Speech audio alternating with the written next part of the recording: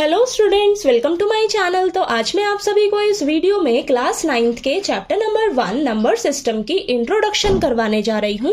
तो बेटा आपको वीडियो को लास्ट तक जरूर देखना है ताकि आपको जितने भी कंसेप्ट्स इस चैप्टर में यूज होने वाले हैं वो अच्छे से समझ आ जाएं। ठीक है, तो चलिए बेटा सबसे पहले हम बात करते हैं रियल नंबर्स के बारे में।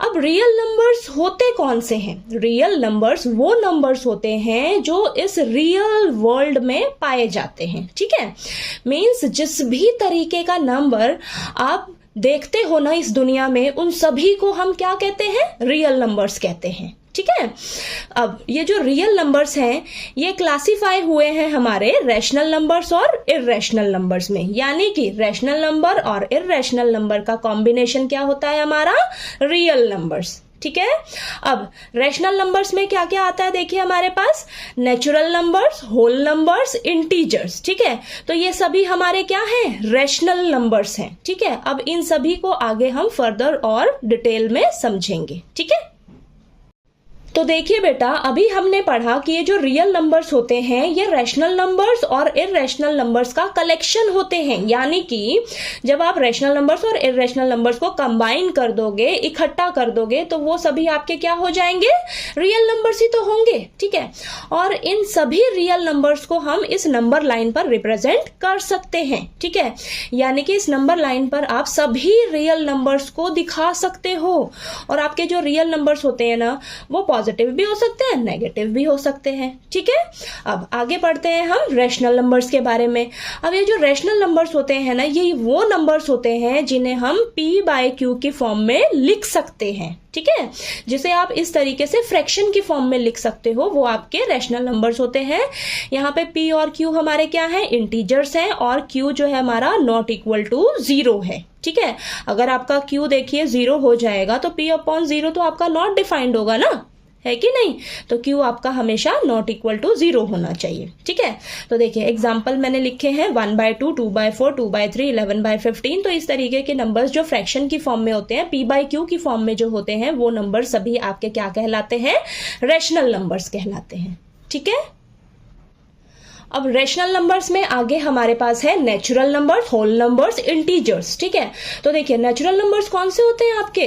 नेचुरल नंबर्स वो नंबर्स होते हैं जो हम नेचुरली हमेशा बोलते हैं, काउंटिंग नंबर्स। ठीक है, 1 2 3 4 5 6 7 8 9 10 इन्फिनिटी तक जाएगा, जो हम डे टू डे लाइफ में नेचुरली हमारे मुंह से निकलते हैं।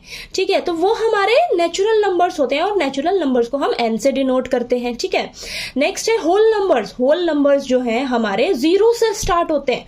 0 आ गया अब आगे। ठीक है, 0 से स्टार्ट होते हैं, 0 1 2 3 4 5 6 7 8 9 10 इन्फिनिटी तक जाएगा, और होल नंबर्स को हम W से डिनोट करते हैं। तो ये सभी नंबर्स आपके होल नंबर्स होते हैं। ठीक है, इंटीजर्स को हम Z से डिनोट करते हैं। इंटीजर्स में हमारे सभी पॉजिटिव, नेगेटिव नंबर्स और बीच में ये 0। ठीक है, तो ये सभी नंबर्स आपके क्या कहलाते हैं? इंटीजर्स कहलाते हैं। पॉजिटिव नंबर्स, ठीक है, नेगेटिव नंबर्स और ये 0।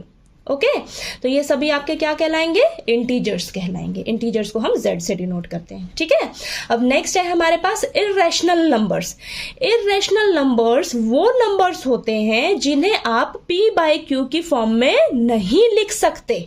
ठीक है, इर्रेशनल नंबर्स को आप कभी भी p/q की फॉर्म में नहीं लिख सकते बेटा। ठीक है, तो वैसे नंबर आपके क्या कहलाते हैं? इर्रेशनल नंबर्स कहलाते हैं। For example √2, √3, √5। तो इस तरीके के नंबर आपके क्या होते हैं? इर्रेशनल नंबर्स होते हैं। ठीक है, क्लियर हुआ? चलिए आगे करते हैं। अब नेक्स्ट टॉपिक है हमारे पास डेसिमल एक्सपेंशंस। अब डेसिमल एक्सपेंशंस का क्या मतलब है? तो देखिए डेसिमल एक्सपेंशंस का मतलब है जब आप किसी भी नंबर को, चाहे वो रैशनल नंबर्स हुए चाहे इर्रेशनल नंबर्स हुए, जब आप उन्हें डेसिमल की फॉर्म में एक्सप्रेस करते हो। ठीक है, जब आप डेसिमल की फॉर्म में किसी भी नंबर को एक्सप्रेस करते हो ना बच्चा, तब हम उसे क्या कहते हैं? डेसिमल एक्सपेंशन कहते हैं। ठीक है, अब ये डेसिमल एक्सपेंशन जो है हमारे फर्दर 2 पार्ट्स में डिवाइड है, terminating decimal expansion, non terminating decimal expansion.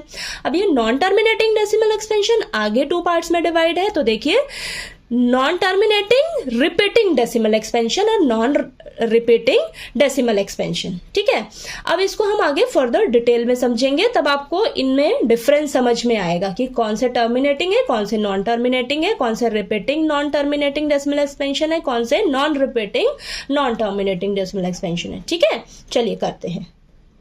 तो देखिए बेटा, सबसे पहले हम बात करेंगे टर्मिनेटिंग डेसिमल एक्सपेंशन के बारे में। ठीक है, टर्मिनेटिंग का मतलब है खत्म हो गया, क्वेश्चन आपका टर्मिनेट ही हो गया। ठीक है, तो यहां पर क्या होगा, आपके आंसर जब आप निकालोगे तो आपका जो रिमाइंडर आएगा ना वो क्या होगा, 0। जब आप क्वेश्चन को सॉल्व करोगे ना तो आपके पास जो रिमाइंडर क्या बचेगा, 0 बचेगा, यानी कि आपका क्वेश्चन सॉल्व करते करते वो एंड में खत्म ही हो जाएगा, टर्मिनेट ही हो जाएगा। ठीक है, तो टर्मिनेटिंग डेसिमल एक्सपेंशन का मतलब है कि आपका जो क्वेश्चन है ना वो टर्मिनेट हो जाएगा, एक स्टेप पे आके वो आपका खत्म हो जाएगा। ठीक है, तो यहां पर देखिए एग्जांपल जैसे 20/8, जब आप देखिए इसको डिवाइड किया तो यहां पर देखिए इसको सॉल्व करते करते आपके पास ये खत्म हो गया क्वेश्चन, और आपने इसको देखिए डेसिमल की फॉर्म में एक्सप्रेस कर दिया ना, कर दिया।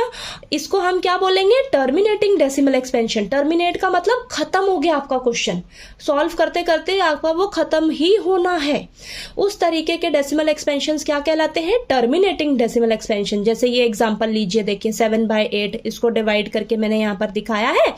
देखिए इसको सॉल्व करते करते ये खत्म हो गया, रिमाइंडर 0 बचा आपके पास, तो ये भी आपका क्या है, टर्मिनेटिंग डेसिमल एक्सपेंशन। 1/2 लीजिए, देखिए इसको सॉल्व किया तो यहाँ पर 0.5 आया, खत्म हो गया आपका क्वेश्चन। ठीक है, तो ये क्या है, आपका टर्मिनेटिंग डेसिमल एक्सपेंशन है। ठीक है, समझ आया ये आपको, टर्मिनेटिंग डेसिमल एक्सपेंशन, आपका क्वेश्चन जो है वो खत्म हो जाएगा, लास्ट में रिमाइंडर 0 बचने वाला है आपके पास। ठीक है, समझ आया, चलिए आगे करते हैं हम। अब नेक्स्ट है हमारे पास non terminating decimal expansion. Non terminating का मतलब है आपका क्वेश्चन कभी भी खत्म नहीं होगा, खत्म नहीं होने वाला क्वेश्चन। ठीक है, आपका रिमाइंडर कभी भी 0 नहीं हो सकता बच्चा। ठीक है, रिमाइंडर नहीं 0 मिलने वाला, रिमाइंडर 0 नहीं मिलेगा, यानी कि आपका क्वेश्चन तो खत्म ही नहीं हो रहा, चलता ही जाएगा, चलता ही जाएगा, चलता ही जाएगा। तो उस तरीके के डेसिमल एक्सपेंशन क्या होते हैं, नॉन टर्मिनेटिंग बोलेंगे उस तरीके को। ठीक है, नॉन टर्मिनेटिंग डेसिमल एक्सपेंशन यानी कि आपका क्वेश्चन नहीं खत्म होएगा, रिमाइंडर आपको 0 नहीं मिलने वाला।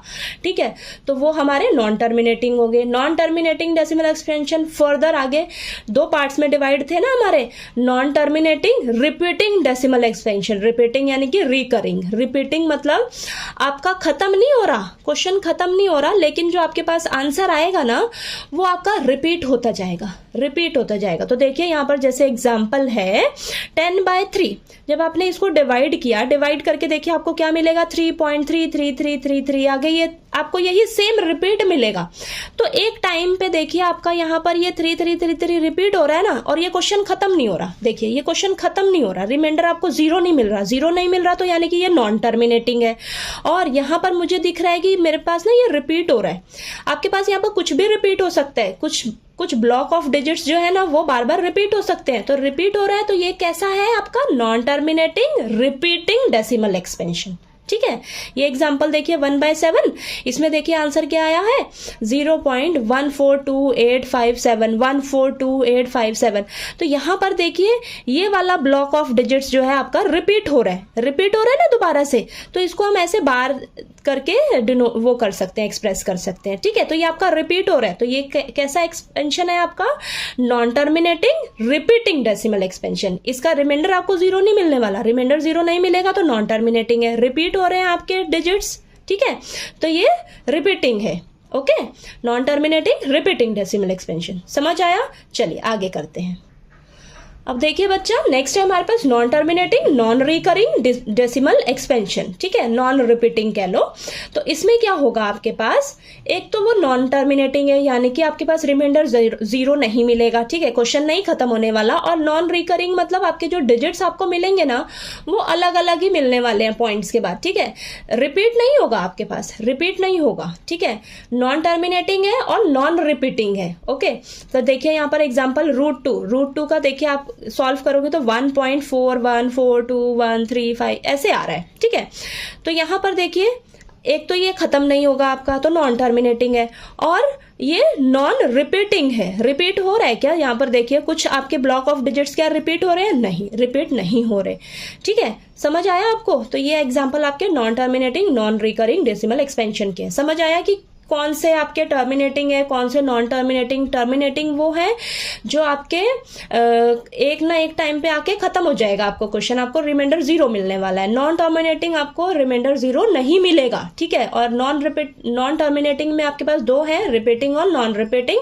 ठीक है, रिपीटिंग में आपके पास कुछ ब्लॉक ऑफ डिजिट्स जो है वो रिपीट होते जाएंगे, और नॉन रिपीटिंग में आपके पास रिपीट नहीं होंगे। ठीक है, चलिए समझ आ गया आपको। और ये जो आपके पास ये डायग्राम में देखिए, ये जो है यहाँ पर मैंने आपको बताया नहीं, जो टर्मिनेटिंग है ये आपके रैशनल नंबर्स होते हैं, और नॉन टर्मिनेटिंग में ये आपके पास दो है ना, रिपीटिंग और नॉन रिपीटिंग। तो ये रिपीटिंग डेसिमल एक्सपेंशन जो है ये भी आपके रैशनल नंबर्स हैं, और ये क्या है होते हैं आपके इर्रेशनल नंबर्स। ठीक है, non terminating non repeating decimal expansion आपके इर्रेशनल नंबर्स होंगे। ठीक है, ये दोनों रैशनल नंबर्स होंगे।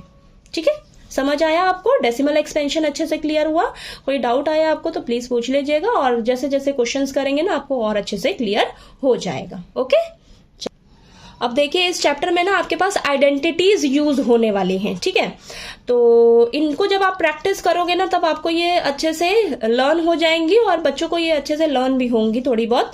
ठीक है, और ये आपको ना रूट में दे रखी हैं, तो आपको ये घबराने की जरूरत नहीं है कि ये कौन सी आइडेंटिटीज हैं। ठीक है, जब आप इनको एक बार बस पढ़ लीजिए और अच्छे से दिमाग में बैठा लीजिए इन फॉर्मूलेज को, जब आप क्वेश्चंस करोगे, प्रैक्टिस करोगे क्वेश्चंस की, तो ये खुद आपको इजीली लर्न हो जाएंगे। तो देखिए फर्स्ट है under root a into B, तो इसको हम कैसे लिख सकते हैं? और root a into root B. ठीक है, अंडर रूट में आपके पास दो नंबर आ जाए तो इस तरीके से आप इसे सेपरेट कर लोगे और बीच में मल्टीप्लाई का साइन लगा दोगे। ठीक है, और देखिए यहां पर ये देखिए under root a upon B, इसको आप इस तरीके से लिख सकते हो, रूट a अपॉन में रूट b। तो ये आपको ना क्वेश्चन सॉल्व करते टाइम ये सब यूज आने वाला है, इसलिए आपको अच्छे से ये सब लर्न करके रखना है। ओके, ठीक, तो यहां पर देखिए नेक्स्ट है root a plus root B into root a minus root B. तो ये किसके इक्वल हो जाएगा? a minus B. यहां पर देखिए आपका ये ना फॉर्मूला अप्लाई हुआ है बेटा। फॉर्मूला कौन सा? a plus B into a minus B. आपको पता ही है किसके इक्वल होता है? a square minus B square के। ठीक है, तो यहाँ पर ये फॉर्मूला यूज हुआ है, ये फॉर्मूला यूज करके ये बना है आपके पास a माइनस बी। तो आपको जस्ट ये फॉर्मूला याद होना चाहिए। ये फॉर्मूला अगर याद है ना तो इसको आप एक स्टेप और सॉल्व करके आपके पास यही मिलेगा। ठीक है, देखिए नेक्स्ट है a plus root B into A minus root B. ये किसके इक्वल होगा आपका? a स्क्वायर माइनस बी के। ठीक है, यहां पर भी यही फॉर्मूला अप्लाई हुआ है। ठीक है, जब आप इसका करोगे ना ये देखिए सेम है ना, a plus root B into A minus root B. तो a plus B into A minus B इस तरीके से बनेगा, तो a square minus B square, तो a square minus root B का स्क्वायर आपके पास माइनस बी आ जाएगा। ठीक है, तो ये फॉर्मूला आपको अच्छे से लर्न होना चाहिए। ओके, नेक्स्ट आइडेंटिटी है root a plus root B into root C plus root D. तो आपके पास देखिए क्या आ जाएगा, एक बार आपने इसको इससे मल्टीप्लाई करना है, फिर इसको इससे मल्टीप्लाई करना है, फिर आपने इस रूट बी को एक बार इससे मल्टीप्लाई कर देना है और एक बार इससे मल्टीप्लाई कर देना है, तो आपके पास ये आ जाएगा। ठीक है, नेक्स्ट आइडेंटिटी है root a plus root B का होल स्क्वायर। ठीक है, इसका होल स्क्वायर, तो देखिए ये आपका ये फॉर्मूला होता है ना, a प्लस बी का whole square, a square plus B square plus 2ab। वही चीज है, बस ये रूट में है, रूट a का स्क्वायर प्लस रूट b का square plus 2 into root a into root b, आपके पास ये मिलेगा। ठीक है, तो आपका ये फॉर्मूला है a प्लस बी का होल स्क्वायर वाला ही, वही यहाँ पर ये सिर्फ बस क्या है, रूट में है। ठीक है, समझ आया आपको? तो क्वेश्चंस करेंगे आपको ये बहुत सिंपल लगने वाला है। ठीक है, ये फॉर्मूलेस। ओके, चलिए नेक्स्ट है हमारे पास लॉज ऑफ एक्सपोनेंट्स। तो देखिए हमारे पास ये है a की पावर m इंटू a की पावर n। तो यहां पर देखिए बेस सेम है बेटा, अगर आपके पास बेस सेम होगा तो पावर्स क्या हो जाएंगी? ऐड हो जाएंगी। ठीक है, बेस सेम है, पावर्स ऐड हो जाएंगी। यहां पर देखिए a की पावर m उसकी पावर n, यानी कि पावर की पावर है। ठीक है, पावर की पावर है, आपके पास बेस एक ही है तो बेस को एज इट इज रखिए, पावर को आपस में मल्टीप्लाई कर दीजिए, ठीक है। पावर की पावर यानी कि पावर, दोनों पावर्स को आप आपस में मल्टीप्लाई कर दीजिए, ठीक है। अगर आपके पास इस तरीके से मिलता है a की पावर m अपॉन a की पावर n, तो यहां पर बेस सेम है, बेस सेम है, डिवाइड में है, ठीक है। बेस को एक बार लिखिए, पावर्स क्या हो जाएंगी, आपस में माइनस हो जाएंगी, ठीक है। ठीक, यहां पर देखिए बेस सेम है, मल्टीप्लाई का रिश्ता है, मल्टीप्लाई का रिश्ता है तो बेस लिखिए, पावर्स ऐड हो जाएंगी। बेस सेम है, डिवाइड में है, लेकिन बेस लिखिए और पावर्स जो है माइनस हो जाएंगी, ठीक है। बेस सेम रहना चाहिए, बेस सेम है, देखिए, ठीक है, सेम है, एक बार लिखिए, पावर्स माइनस हो जाएंगी, अगर डिवाइड में है तो, मल्टीप्लाई में तो ऐड हो जाएंगी।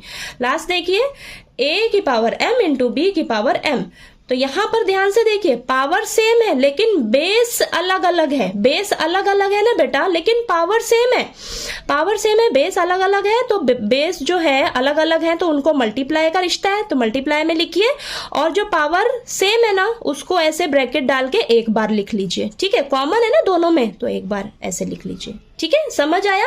क्वेश्चंस करोगे तब आपको ये ज्यादा अच्छे से क्लियर हो जाएंगे, ठीक है। और जितने भी थोड़े बहुत जो कंसेप्ट्स यूज होने वाले हैं इस चैप्टर में, वो मैंने आपको थोड़ा बहुत अच्छे से डिटेल में समझा दिया है, ठीक है। और जैसे जैसे क्वेश्चंस करेंगे ना हम, आपको और ज्यादा अच्छे से क्लियर हो जाएंगे सभी कंसेप्ट्स, ठीक है। तो ठीक है, आपको अगर मेरा वीडियो अच्छा लगे तो प्लीज वीडियो को लाइक कीजिए, शेयर कीजिए और ज्यादा से ज्यादा सब्सक्राइब कीजिएगा मेरे चैनल को। Thank you so much.